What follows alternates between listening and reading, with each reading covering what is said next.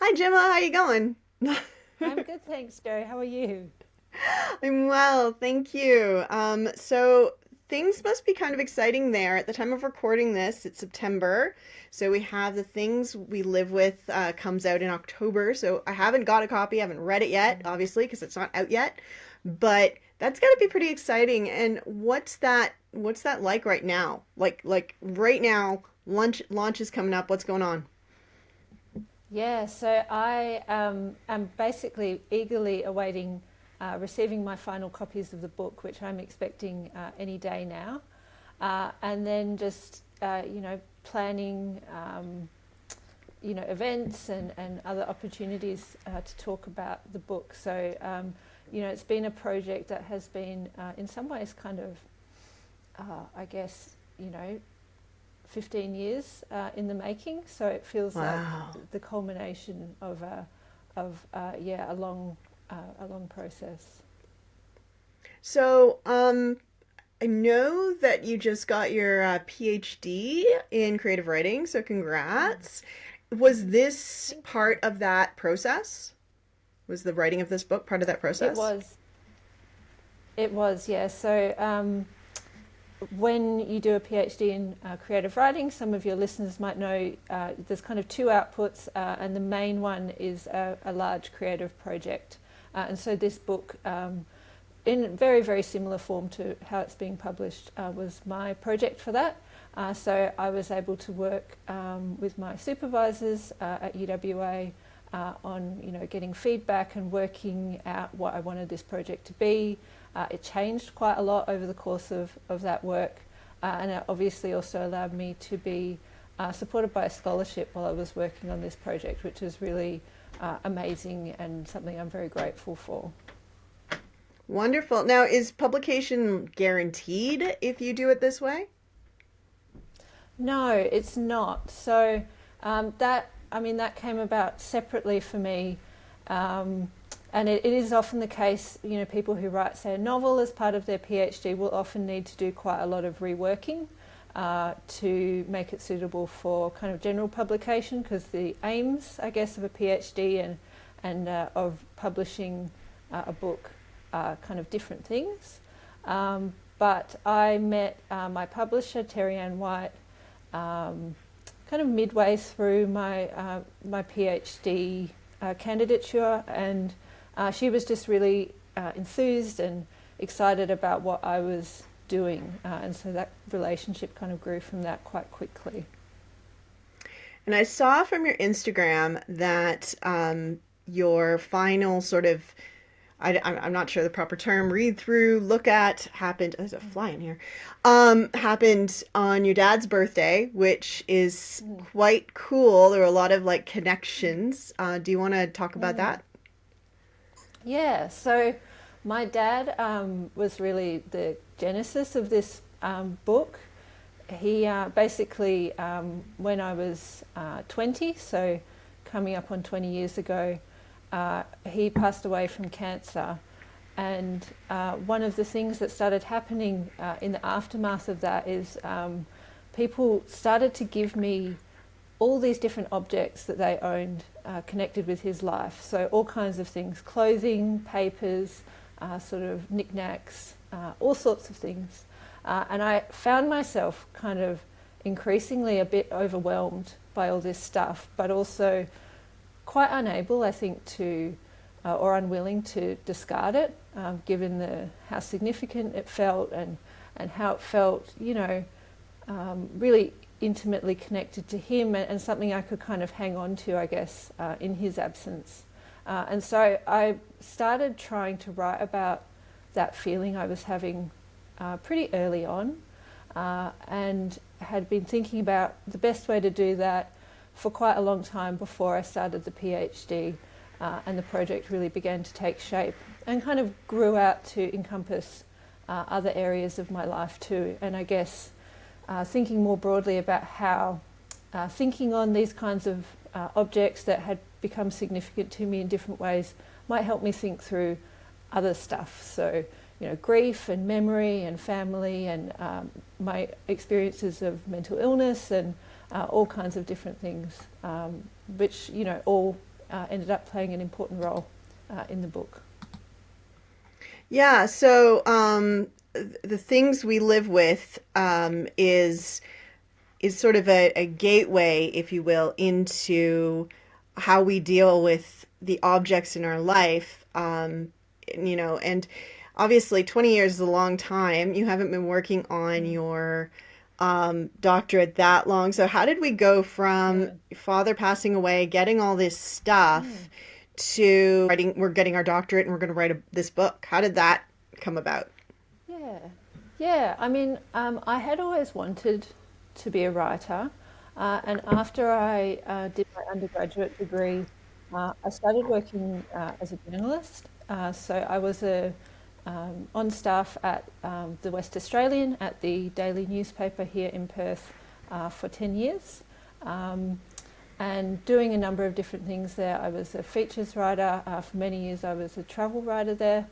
And then that kind of, I've started to feel like I wanted to do something different, and had been thinking about this project obviously for a long time, and kind of wanting to do different kinds of writing. And so it just became apparent to me that doing it as a PhD project would be a really good way to enable me to kind of bring it to life, because I've been trying to do the thing of um, working on it, in the evenings and on the weekends, and just finding I wasn't making a lot of headway. I think particularly because my day job, was writing. So I was writing all day, different kind of writing, but then coming home, and it was really the last thing I felt like doing. So having that chance to kind of make it the most important and central thing in my life professionally really made all the difference for me. Yeah, wonderful. So did you have a master's before, like previously, or did you go and do the master's and then the doctorate? Yeah, so in Australia, you can go straight from an honours into a PhD. So I Okay. had done an honours degree in English in my, when I was a school leaver, and had always kind of harboured some ambitions, I think, towards academia and towards wanting to do a PhD. And I mean, basically what happened was after I finished my honours year, I went away travelling with my partner. We came back, and I was kind of had two options. I could go and do my PhD, or I could. I was offered a part-time job at the newspaper, and then, so I took the job, and I think that was the right choice for me at the time.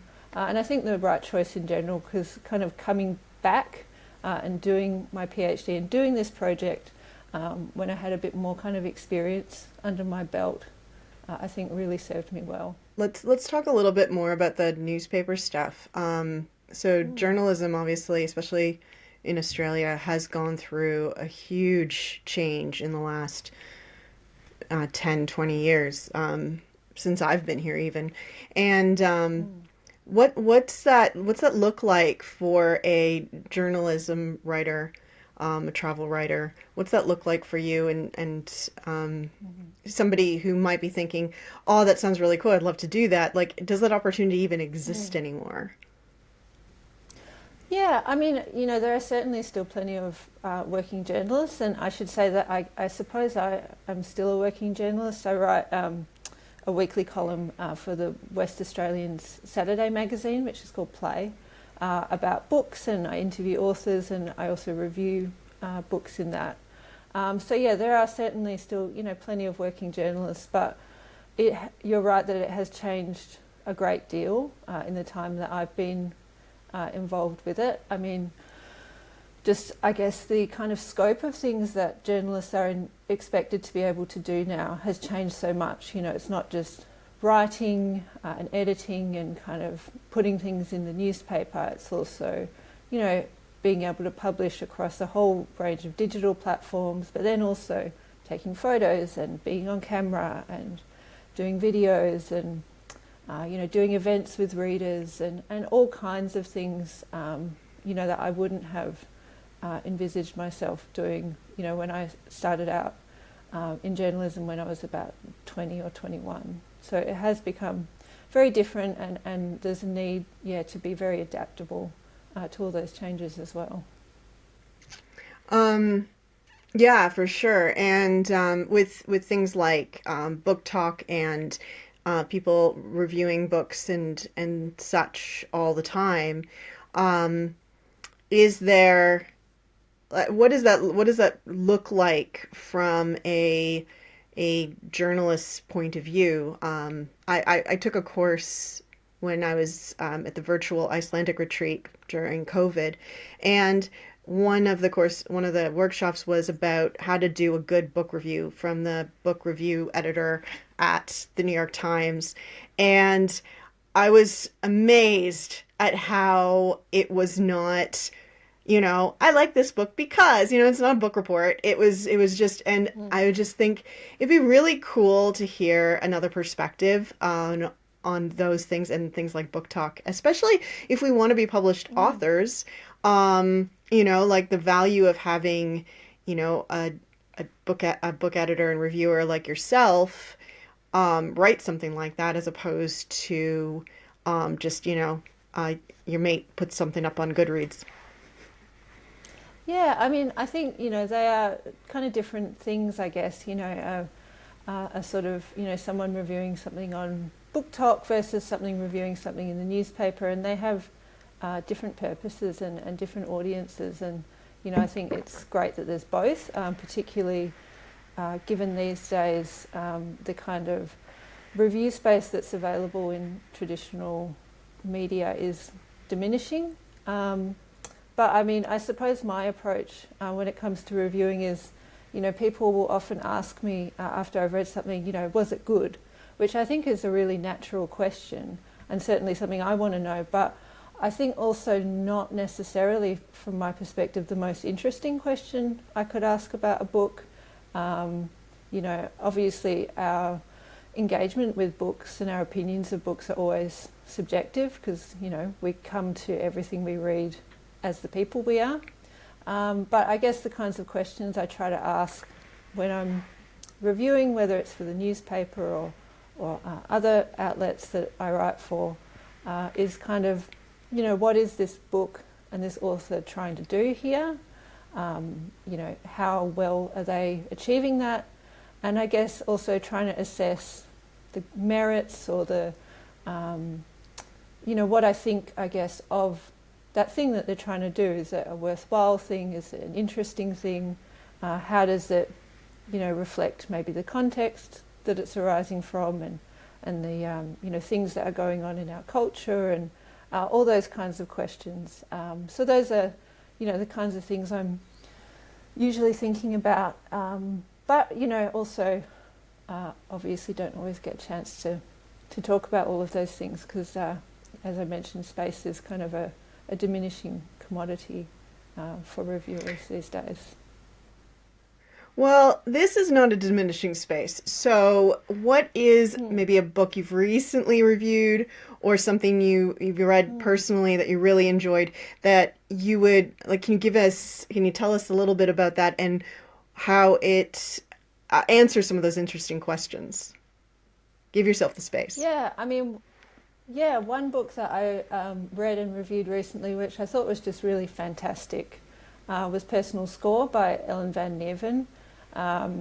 It's Ellen's first kind of full-length non-fiction book, kind of mixes poetry, which is I guess the mediums they're most known for, with memoir and sort of cultural criticism, and it's about sport in Australia, but kind of coming at sport as a lens through which to view all kinds of other things. So, their identity as a First Nations person, their identity as a non-binary person, and how they can, are able to fit into, a very sort of binary gendered space, their identity as a queer person, and kind of sort of tracking their development through the importance and the significance of sport, and particularly soccer, in their life. And obviously, that really speaks to, I think, a wider cultural moment, with the Women's World Cup, which has been so embraced, which has been really wonderful, and also just a lot of the kind of broader cultural conversations we're having, around the kind of role of First Nations people in Australia, and sort of conversations around gender and all these kind of things. So it's just a really, really fantastic book, and I mean, I really admire Ellen's work a great deal. So yes, I was very pleased to be able to spend some time with it and share it with readers as well. Wow. I'm just reveling at the fact that it is a poetry, partially poetry book about Mm. sport. I'm just really enjoying that. It's Mm. not two things that you would put together Yeah, necessarily.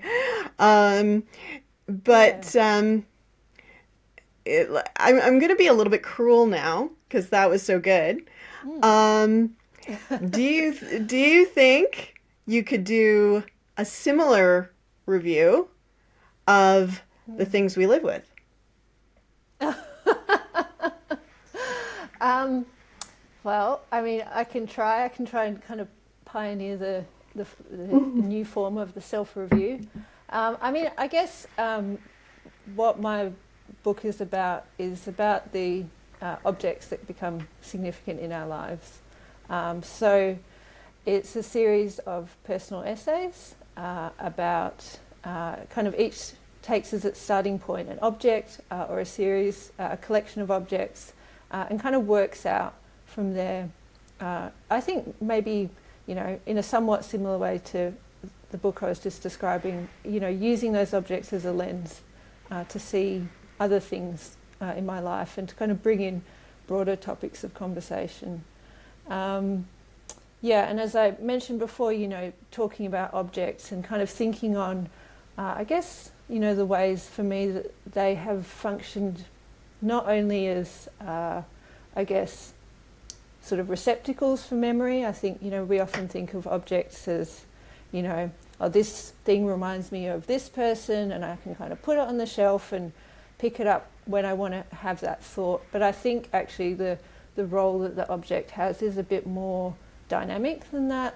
For example, I've got one of the objects I write about is a painting which is just kind of behind me in the corner of the screen, which belonged to my dad, and is kind of a sort of not very attractive picture of a sort of bushman kind of figure, and I write about it in the first essay in the book, and sort of talking about the ways that growing up with that portrait and then inheriting it after he died sort of encouraged me, I think, to prioritise or remember more actively certain aspects of his life and his personality, whereas of course, like everyone, he was very multifaceted and had all kinds of different aspects to his character that I might have neglected by prioritising that aspect through the kind of presence of that object in my home. Yeah, that was really one of the main things I was interested in, is trying to capture that kind of relationship that we have with objects and some of the complexities of it, and some of the ways, I think maybe we don't tend to talk about those complexities as well. It would be also very interesting from a child's perspective, because we see our parents as parents, and we see them in a very singular facet in how they affect our Mm. lives. Um, and just listening to you talk about your dad, it makes me, my father's birthday is yesterday. And so I was just Mm. reflecting on the fact that to me, he's very much dad, and I've never really Mm. considered his life outside of being that person to me. But of course, he was somebody before I came along, and he is somebody else to everybody else in his life. And um, I think that's really valuable. I'm looking forward to reading this book because Oh, thank you. Thank you. yeah, I think it's really important to start thinking about these these things, especially in a culture where we're trying to be a little more minimalist. She says with a bunch of Mm. toys behind her. Uh, but we are trying to like reduce the stuff we have and focus Mm. more on um, experiences. And I think as a culture, we're just moving Mm. away from having things. So to think about the things that we are keeping, I think is a really interesting thing Mm. to consider. And I really appreciate that. And so thank you. Mm. Um, Oh, thank you. so let's go back to the journey of this book. So 20 years is a Mm. long time. Obviously Mm. you were writing other things because you're working as a writer. Mm. But what do you think it was about this book that stayed with you? Like why this book for your doctorate? Why this book to champion? Why didn't it end up in a drawer like all of our kind of like first ideas seem to Mm. do? Yeah, I mean, I guess the thing is, I just kept coming back to this subject and these ideas in all kinds of different ways. And I kept, the first essay in the book, which is also the one that I have probably been working on for longest, was one that went through so many different iterations over those years. And I kept just finding, I didn't have the right skills or the right forms available to me, the right language to really do justice, I think, to the ideas that I was interested in and the kind of importance of the experiences that I talk about in that essay. So I guess it was just that thing of, continually feeling interested and like I wanted to explore this, but then also feeling, that I was not able to do justice to it yet. And so that kind of kept me coming back to it and kept me, I guess, approaching it from different angles and thinking about it in different ways. I think having the chance to work with my supervisors at the university was the thing that really made the difference in that, in terms of, having people to bounce off in that way. And also, maybe just me being in the right place in terms of my development as a writer and a person, I guess, to be able to do that project in the way that I wanted to do it as well. Wow. So for those who don't have the opportunity to go get their Mm. doctorate and have that Mm. that time kind of covered by scholarships or and have that dedicated time Mm. from mentors in a school, what would you suggest to that writer who maybe has a book like The Things We Live With, that they really want to champion, but they don't have that opportunity?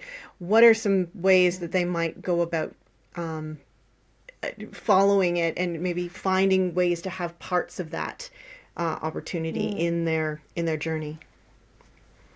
Yeah, it's a really great question because I mean, I think it's worth acknowledging that doing a PhD and having the opportunity to kind of focus on your work in the way that I've been allowed to is a great privilege and not an opportunity that everyone gets, and I would love for more people to get that opportunity. But I guess a couple of things that might be useful, and I mean the first one I think is the importance of community to me in kind of bringing this project to fruition, and I think that that's something that you can kind of develop and work on in other ways, in numerous ways outside of a kind of university setting. So finding writers groups, kind of finding your community in the writing world. My experience of becoming more involved in the writing world has been really wonderful. I found that people have been really welcoming and supportive. So I think, finding the people who you can talk about your ideas with and share work with and those kind of things is really, really important. And you might do that, as I said, from writers groups or taking kind of shorter courses, going along to writing events and book launches and all those kind of things, and also online spaces as well. There's some really wonderful groups as well which are useful for that. And I guess the second thing, which I think is really important, is not being in too much of a rush, I guess, to kind of get the project done and to do it as quickly as you can, and to feel that compulsion or that pressure to publish work as well. Kind of giving yourself time to develop, taking classes if you can, working with those people and community members that you might manage to find, and doing lots of reading, doing lots of writing, and just really giving your abilities and your ideas time and space to develop, and most of us will be doing that alongside all the many other things that we have going on in life, jobs and family and all these sorts of things. So I also teach writing, and one thing I notice quite a lot in some of my students is they do feel that pressure to be publishing, and particularly if their friends are publishing, and I certainly felt that when I was a younger writer as well. But I'm so glad that I didn't finish this book earlier than I did, and that I didn't publish something about it earlier than I did, because not to suggest that it's perfect or anything, but I don't think I would have been able to do it justice in the way I hope I've been able to when I was younger. So yeah, that kind of giving yourself that space, if you can, is really important. Expanding on that a little bit, obviously as a journalist, you have deadlines. If you're writing an article every week, you've got to write it, edit it, publish it within a week. So that's one extreme, to 20 years to get the things we live with out into the world and to birth that in the form that we now have, or we will have in October. So how... Those are huge extremes. So how would you know when it's ready? Or is, how do you know? It's such a good question. And I think, it's really hard to know.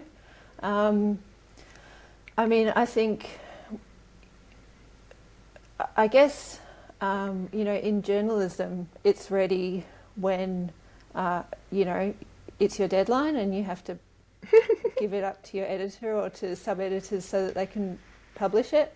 And actually I think that's a really useful discipline for me to have been trained in. And also the kind of discipline of, just having to sit down and write every day, even though it's a different kind of writing, to my book, having to sit down and write every day and having to get something out, because otherwise, there'll be a blank page in the newspaper the next day, and that is kind of obviously unacceptable. But yeah, the kind of question of doneness is really hard. And I think one thing I struggled with quite a lot towards the end of this project, because my deadline for getting the manuscript to my editor and my deadline for submitting my PhD were very close together. They were a month apart. I think one of the challenges I had was this sense that I could always keep doing things. I could always keep tweaking and fiddling, and there were always things that I might have done better. At a certain point, you have to kind of try to come to a place of acceptance that it is not going to be perfect. Someone, an academic colleague of mine, described that in a really lovely way, in that she said, maybe that kind of imperfection or that sort of ragged edge that the work might have, maybe that's a way in for the reader into that work. So it's something that you can kind of hopefully embrace a little bit alongside trying to do the best that you can for it. I agree. I've always felt that it's the imperfections that show the humanity and the reality that this was created by a person. When you're writing nonfiction, especially when it's sort of coming into the area of memoir, but you're an unknown, you're not, Prince Harry, which was like the biggest book of earlier this year. Yeah. Like that is gonna be a really hard sell to publishers. It's like, why do I want to tell this memoir about this unknown person who's writing about another unknown person or another unknown thing? So what? How does that space look from your side of your side of the coin, your side of the table? Yeah, I mean, I guess it certainly is the kind of root of a fair bit of, self-doubt and self-questioning for me. I think, I have thought about this book in some ways as a kind of memoir-in-essays, and it is very much, grounded in my own experiences. So, there is part of you that thinks, well, who am I to kind of assert myself as having something to say or as being interesting, especially when, the things that I'm describing are things that happen to a lot of people, I mean, all of us pretty much, will lose a parent. Many of us will be affected by mental illness, as I write about. So they're the kind of things that fall into what another wonderful colleague of mine gave me a phrase which is pedestrian grief. So kind of things that are deeply significant to you personally, but are kind of pedestrian in the sense that they happen to everyone. This is not a book about kind of huge dramatic things taking place in someone's life. And I think the place I came to over the course of writing about all this subject matter is that, just as we often tend to overlook the significant objects in our lives and tend to maybe overlook what they can mean to us and the role they can play in our lives, I think so we can also tend to overlook the kind of, as I've described it, kind of pedestrian griefs of our life. So the kind of, small but significant things that happen in each of our lives, which can feel really huge to us, but obviously are not kind of newsworthy in a wider sense. So, writing this is also a chance for me to kind of pay attention to the everyday, to the kind of, sort of quote unquote ordinary things that happen in our lives, and to kind of give those the same kind of thought and care that we might give to things that feel more seismic or more newsworthy in that way. And I suppose from a publishing perspective, and from a writing perspective as well, the key with that kind of memoir, I think, is, really what you're doing with the material you have available to you. So, clearly no one is going to read this book, because I have got a dramatic story to tell, but hopefully it's a story that other people will see some of their own experiences in and will find useful in that sense. And I'm, obviously very grateful that it's something that Terry Ann has kind of seen that in as well in wanting to publish it. Well, I feel that, the specific oftentimes speaks to the general. So we can say something in general terms, like like something is beautiful, or that sort of thing. But if we're very specific to that object in that description, then suddenly it takes on a life and suddenly it's moving. And I think when things are too general, they almost lose their meaning, maybe. Um, I'm sure there's exceptions, but I do think that that's the case. Um, and what would you say to people out there who have a memoir or a book of essays or something nonfiction out there? Obviously, their path to seeking publication is not going to be the same as a fiction writer who can just submit to a contest for crime. So what would that look like? What would the advice be to a writer like that? Yeah, I mean, I think, there are probably some pieces of advice that would hold true across genre. So would similarly, if you are interested in publishing nonfiction, I would be trying to build a publication history in magazines and literary journals and those kinds of outlets, and kind of entering competitions that will be relevant, and just trying to get your name out there, get some publication history under your belt, so you can hopefully say to publishers, there is interest in the kind of writing that I'm doing and the kind of stories that I want to tell as well. And I guess as well, thinking about, I suppose, why you want to tell this particular story.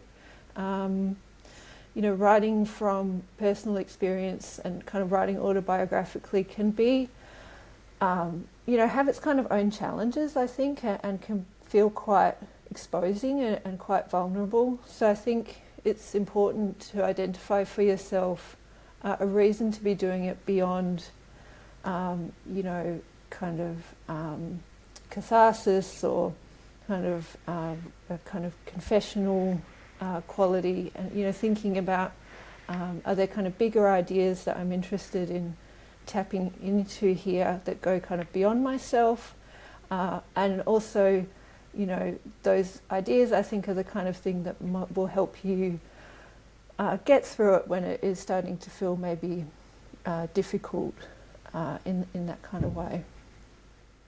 It is very interesting. Obviously, you wrote very much from your personal history. We haven't really touched on that other than to say that there was mental illness and that there was, the loss of a parent. But in writing about those things, were you concerned at all about other family members reading those things? Yeah, I mean, it's a good question, and I think an important thing to be aware of when you're writing about your own life. I tried really hard to have all of the kind of significant people involved in one way or another. So, my dad's wife, my stepmom, I was sending her work, and I was very lucky that she was very understanding and generous, and we were kind of working from the base of a really strong relationship. One of the essays in the book is about my mum and about some of her personal history, and I actually interviewed her to do that, and she read the piece and kind of gave me her feedback, and I actually, because I was doing it for my PhD, had to go through a kind of ethics approval process through the university with that. And then, my siblings and other members of the family as well have read, parts of the manuscript, and other people who kind of appear in smaller or bigger roles also have read it, so they kind of know what's going on. I mean, one of the people I was extremely nervous to write about there's an essay about my kind of childhood pen pal in the book. I call her Lucy in the book, and I kind of wrote it not really knowing where it was going to go, and then was so scared to send it to her and ask her if it was okay that I, for a time thought, well, I'm just not going to include this in the manuscript, in the thesis, because I'm too scared to ask. And I did, and she was really receptive to it, and it was actually a really lovely thing for our friendship. But I guess, it's kind of funny as well, because one of the reasons I wanted to write this book and wanted to write about objects is I thought, like, I'd been doing journalism for so long and writing a lot about other people, and always finding it a bit uncomfortable, knowing that, I would write something about someone and then they would read it, and I would really hope that they would feel happy with it. So I thought, I'll write about objects, and that'll be great because I won't have to write about other people. I'll just write about myself, and I'll write about objects, and that'll be fine. But yeah, it just really didn't eventuate that way, and it just kind of went to show me how intertwined all our lives are with one another, and how intertwined these objects are with our lives and our relationships as well. Were there people that you wrote about that you were not able to get in contact with? Yeah, there's one person in the book. So one of the essays is partially about staying in kind of a Airbnb rental in America with my partner, and just having quite a curious experience where there was just a huge amount of the person who owned it, of their stuff in the house, and quite personal stuff, I would say, just kind of openly on display, and having that experience, which I think a lot of us have when we stay in those kind of places of thinking, who is this person, what do their possessions suggest to me about who they are, all those kinds of questions. And so obviously I don't identify who that person is in what I've written, and I've kind of taken some steps to obscure their identity. But yeah, I didn't, I haven't been in contact with that person about it, and I'm not sure how they would feel about it. Mm-hmm. But yeah, I don't think that they are identifiable. So I think, hopefully that is. I should also say the way I present it in the book is it is supposed to be a bit weird that I get so obsessed with sort of this puzzle that I come across. So it is kind of part of the story, I guess. Wow. So you mentioned that as part of your PhD you had to do some ethics work. Again, not all of us get to do that. So if you were writing like a nonfiction and you didn't have that opportunity, what would you say to that person? Like, okay, here's what you can do on your own to try and like take these steps. Yeah, I think the really key thing is, apart from a kind of a legal standpoint of you not wanting to kind of defame someone, sort of outside of that, I'm not sure that there is kind of a hard and fast rule for how to ethically write about other people, and so it's kind of, a lot of it comes down to asking yourself the questions about it and thinking about it seriously, and kind of deciding what you feel comfortable with, and it's obviously going to depend on the specific kind of story that you're telling, and the the people involved and the relationships that you have with them. And you may feel that you don't owe that person anything in terms of talking to them about it or showing them the work.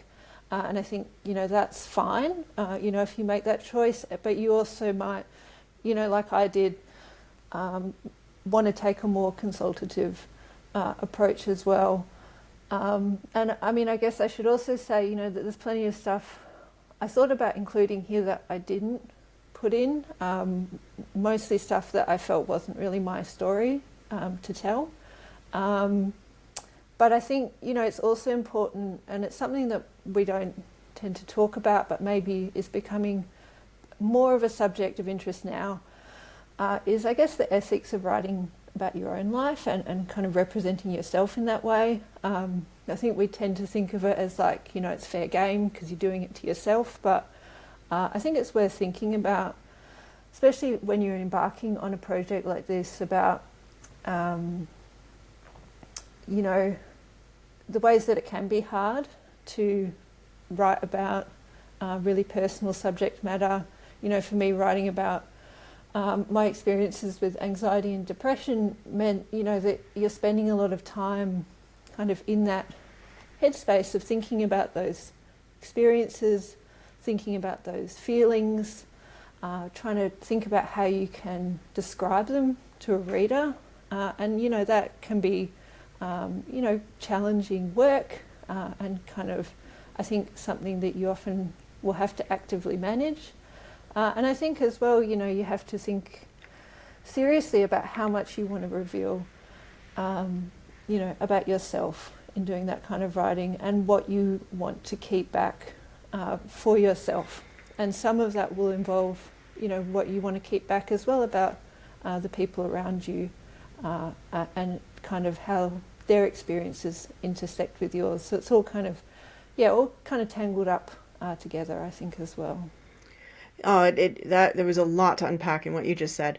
Let's start with let's work our way out. How about that? So let's start with the writing about yourself and how that affects you. You mentioned dealing with anxiety and depression, something I've struggled with as well. And I actually have not written about it. I write fiction. I tend to write humor.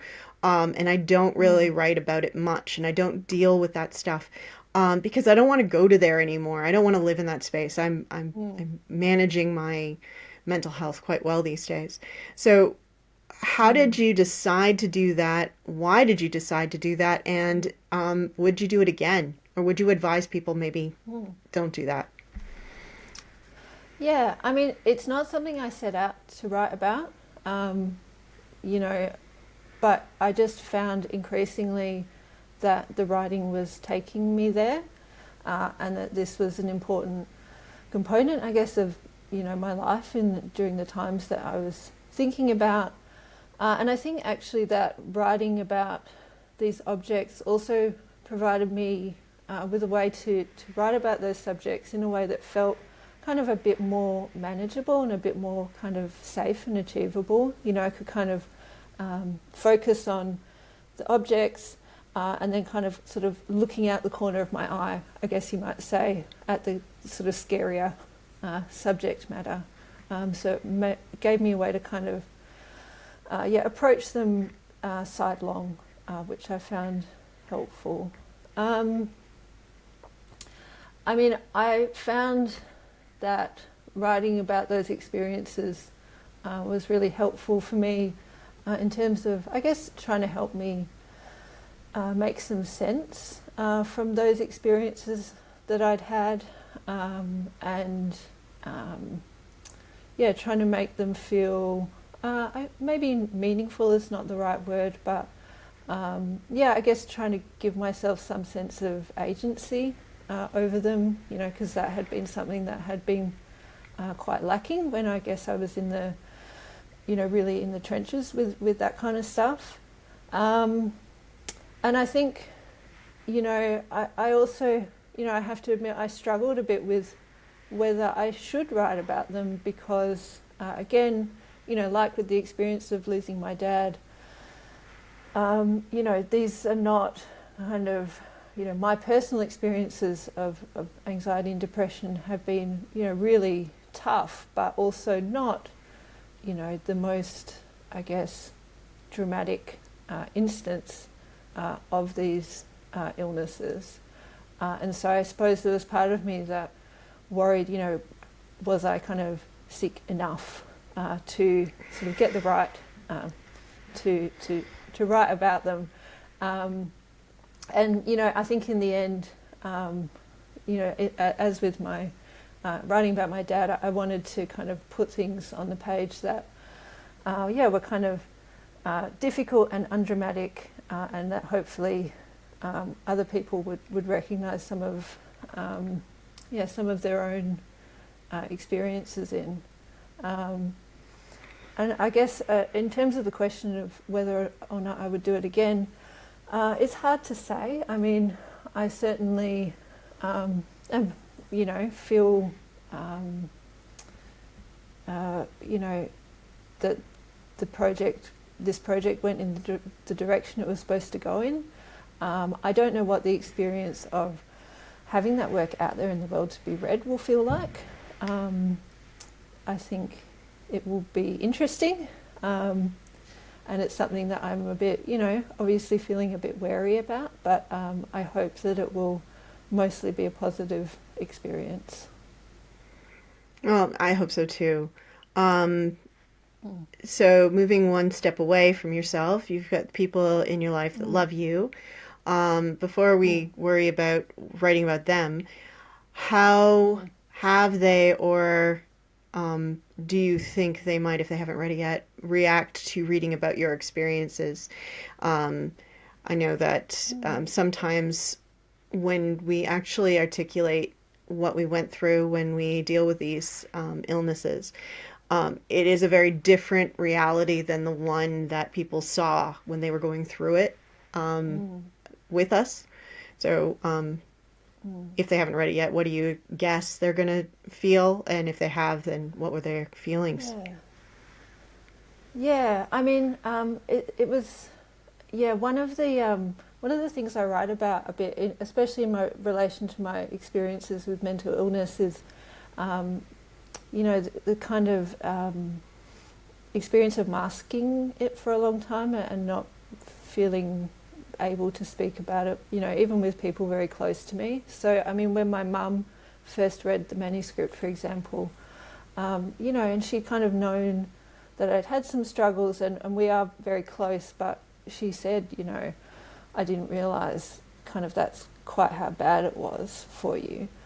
And I think, that was probably difficult for her, but I think hopefully also, helped her to understand me better.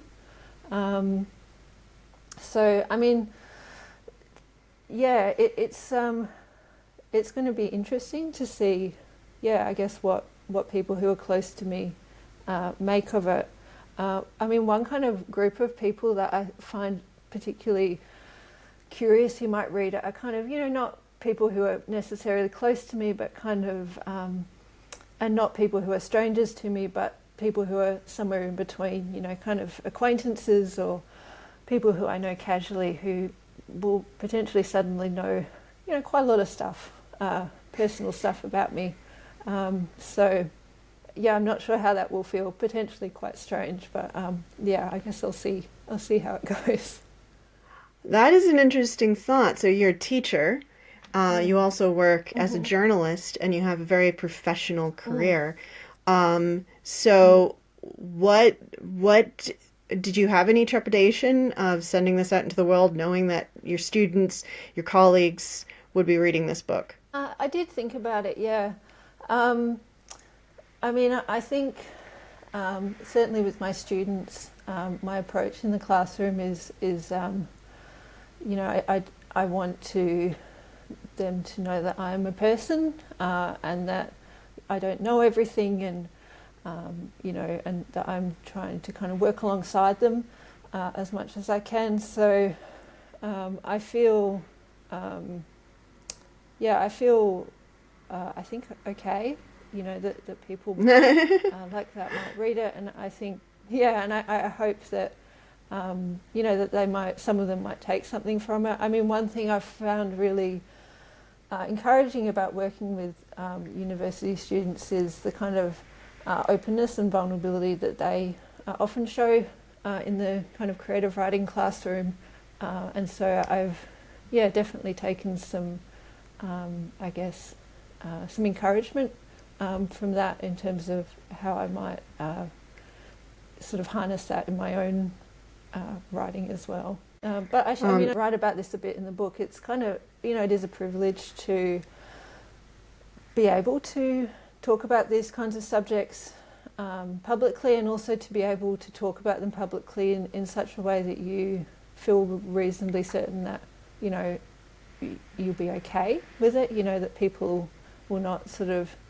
hopefully unduly judge you for it, that you won't suffer kind of too many professional repercussions. And so for me, in some ways, that's, you know, more encouragement to do it and to kind of hopefully use some of that privilege to start to have some of those conversations, I hope.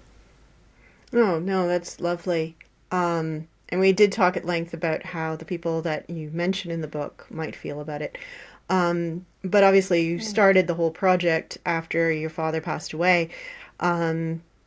What about writing about somebody that is no longer with us, and how does that play into the way you write about them? Yeah, I mean, yeah, because I've thought about it a lot, of course, and I think especially in terms of, you know, these questions that we talked about a little bit before about how you kind of can fully conceptualize or fully represent a person in writing, because, you know, a real person on the page is always kind of a version of, and I've tried to kind of acknowledge the complexity and the multiplicity of this person and the ways that, you know, I mean, I don't fully understand him even after all this kind of thinking that I've done. I mean, in terms of what he might think about, I hope that he would like it, and that he would see the ways that, you know, in many ways this is a tribute to him, and a kind of really affectionate portrait. You know, I do talk about some vulnerable moments for him as well, you know, in terms of, you know, towards the end of his life. And I did think seriously about whether or not to include some of those moments, and talked about it with my stepmom and my mum and other people. And I decided in the end, you know, that they had a role to play in the story. And, you know, also I guess that I felt, unlike some other stories that, as I've mentioned, I haven't included, that I kind of did have a right, I guess, to tell this story and these stories, that they were part of my story to tell in that sense. Yeah, you mentioned that a lot. How did you decide what you had a right to tell and what you didn't? Yeah, it's a really good question, and I don't know, yeah, that there's necessarily a kind of firm line about that. I suppose it's a negotiation, sort of internal negotiation between, you know, what I think serves the ideas and the narrative and the book that I was wanting to write, and what I guess feels like it would be unfairly exposing other people, you know, things that I know other people wouldn't want to discuss publicly. And yeah, I mean, yeah, and kind of having those conversations with all the people who are involved and who are, you know, sort of in your life and sort of connected to that story as much as you can, to kind of come to a place that feels comfortable to you. Wonderful. Yeah, yeah. And I And I suppose, mean, I should add, you know, that sorry, I should add, you know, yeah. it's very possible that I have got that wrong. So, yeah, but I hope not. Oh, golly. Wow. Yeah. So, it's coming out in the third. That's so today is hmm the sixth. So we're just a little under a month out. You mentioned you're hmm waiting on the print to arrive. What else hmm is on the agenda between now and launch day, personally and Yeah, so professionally, yeah. So I will be heading up to Geraldton to attend the Big Sky Readers and Writers Festival at the end of September, beginning of October. So that will be kind of my first events for the books. And then we are also having a book launch here in Perth on the 12th of October. And then I've got a few more events and things kind of coming up after that as well, which is exciting. Where can people find those events? They list on a website? I have a website, gemmanisbet.com, which I'm just finishing, but I suspect by the time this goes up, it will be finished. And I'm also active on Instagram. My handle's at Gemma Nisbet, and I post about events and things there as well. And I'll put those links in the show notes as well, so people can grab those and have a look and find you where you are. You're my first nonfiction writer talking about writing. I've talked to some people that write nonfiction, but they didn't talk about the nonfiction aspect. So it's kind of cool to dig into that space, because obviously that is a whole. I mean, it's the fastest growing in sort of avenue of storytelling. I was like, Audible is hugely growing right now, and more than 60% of Audible books are nonfiction. So when you think about that as part of the publishing industry, it is definite, and it's not something, at least I haven't seen people talk about it all so much. They tend to talk about the fiction more. Yeah. I mean, the kind of ethics of it is quite a big part of my academic research as well. So I'm always interested to talk about it. Oh, well, thank you. Yeah. Okay. All right. If you've enjoyed this so far and found this conversation useful, you can like and subscribe to help other people on their publishing journey. Thank you. So we have a question from Erica Green. She's an American who I actually spoke to this morning. That they're not going to come out like that, but I actually spoke to her this morning, and she works in publishing. She's done She hosts one of the co-founders of the Iceland Writers Retreat, and her question was quite deep, I found. So she said that in a field where we deal with rejection and setbacks constantly, and it's very hard to succeed, what makes you stick with the writing? Basically, paraphraser. Yeah, I think it's such a good question, because, all of those things that she mentions are really hard, and things that I've thought about a lot while I've been working on this project, and things I've spoken to friends about a lot while I've been doing that. I mean, I'm quite a sensitive person, so I find rejection is always bruising, and honestly I don't feel like it necessarily gets any easier as time goes on. And the question of author pay is a really important one too. It is very low, particularly in Australia, and I think especially if we want to hear and we're committed to hearing, a range of stories that better reflect the diversity of our communities. It's a really important thing, to address. And the economies of writing and the arts generally are ones where, one of the big reasons, they're one of the big reasons why there's often a good deal of privilege inherent to, being able to make a career in those fields. But I guess having said all that, the reason that I stick with it is that the things that I get out of writing feel worthwhile, basically, to me, and feel worthwhile to the extent, that I would do this kind of work, even if it was just for me, just for publication. Basically, writing gives me a way to try to understand myself and the world and my place in the world more deeply, And it also gives me a way to try to forge community, both on and off the page as well.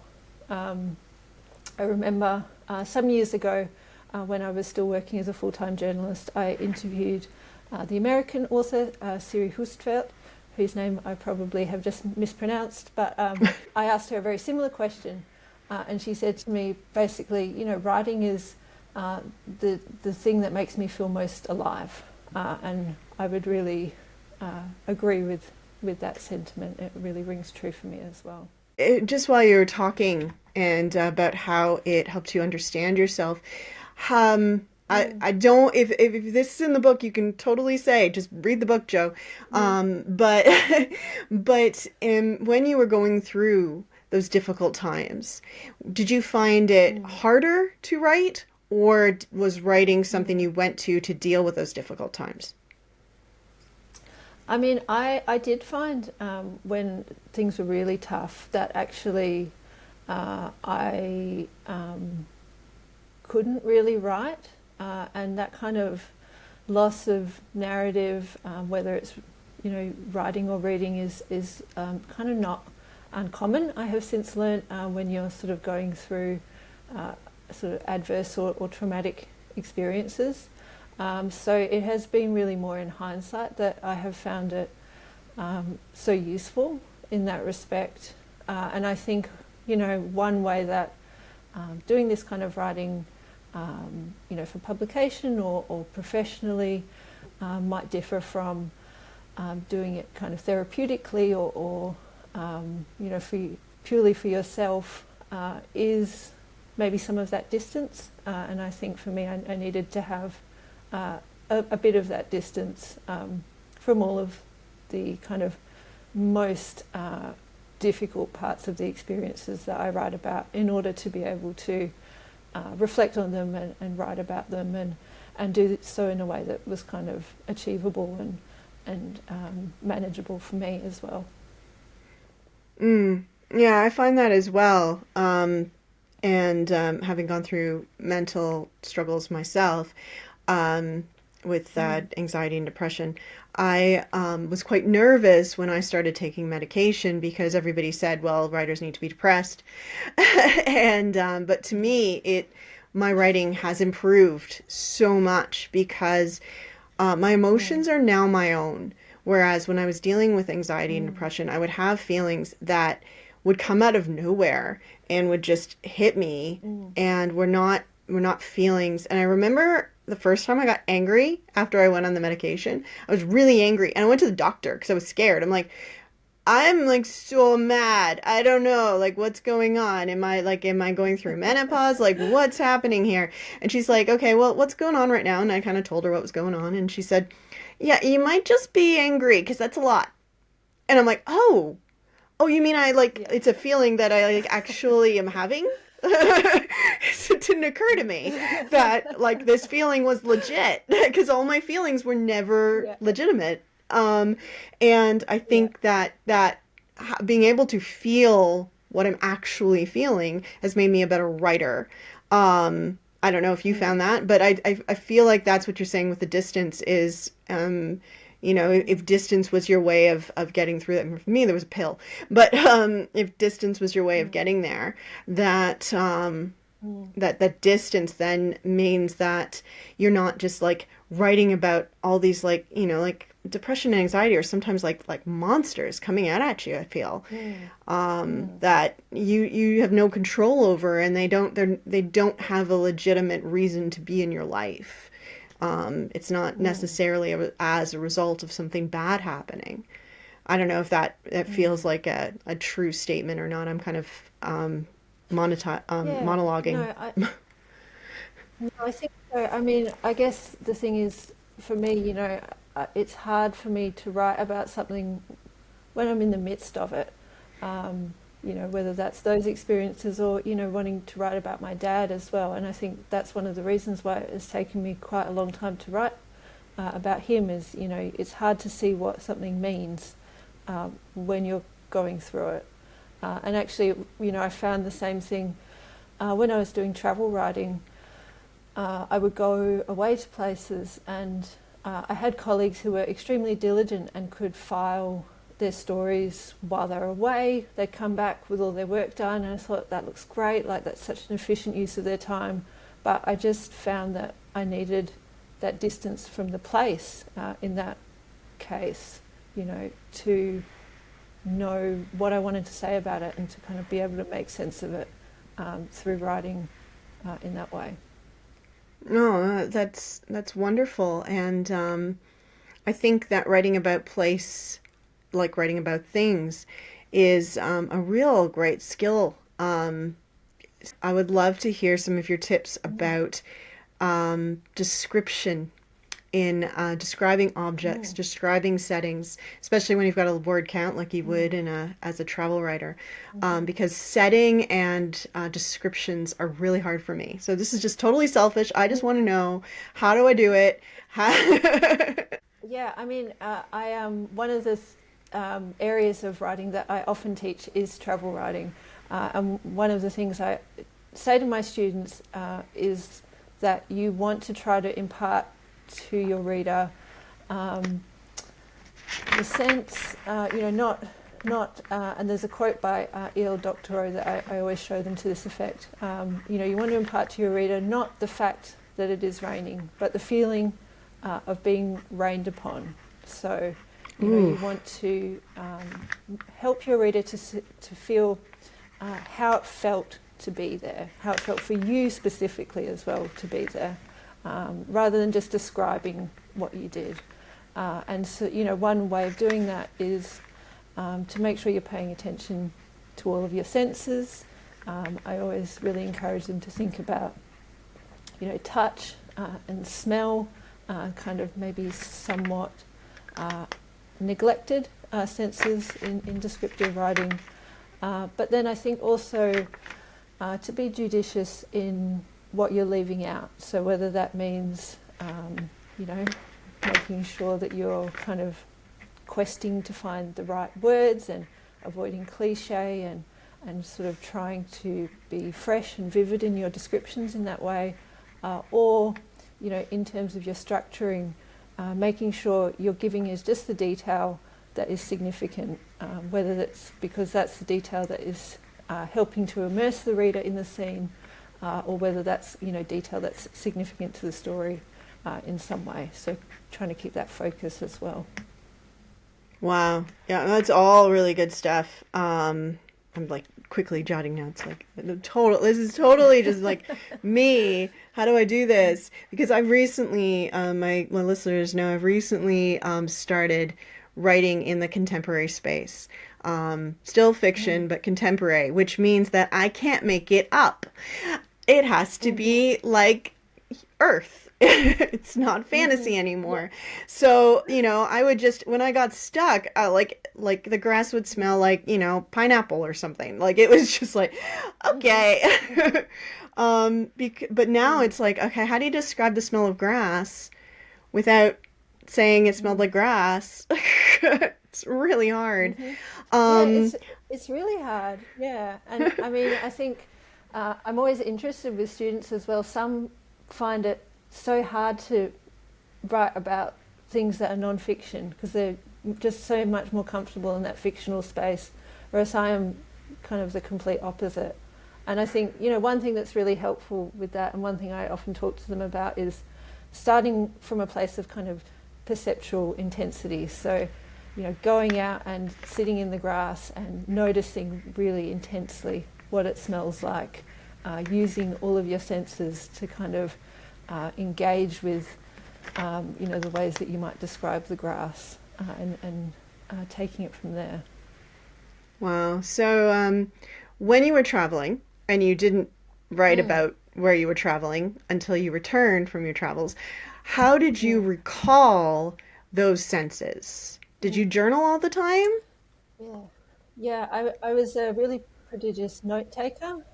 So one thing that helped me actually, my first job in journalism was I used to write kind of about homes and design. So I would often go to people's houses, and they'd walk me around and show me what had happened, what they'd built in this beautiful new house.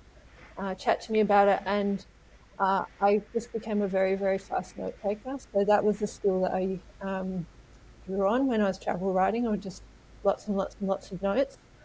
And the other thing I did was I always took a lot of photos, which is obviously, can't help you with all of your senses, but is definitely helpful. And I think also